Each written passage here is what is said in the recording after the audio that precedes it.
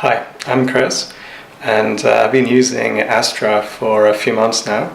I've got it running on free websites, and I was fortunate enough to get a really good deal on it when they did an online launch promotion, and I thought I would share my experience. So since installing, I've noticed that we get a lot less attack vectors on our website.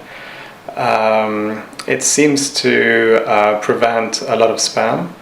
I really like the fact that our websites are protected and they seem to be keeping up with all the latest vulnerabilities. So far so good. I haven't had any hacks, and I love looking in the morning how many attacks it's prevented. The really good thing is you get lots of options to whitelist either IP addresses or certain services. So it plays nicely with other plugins and things you may have on your website. If you're looking for some solid protection for your online business, I'd say look no further.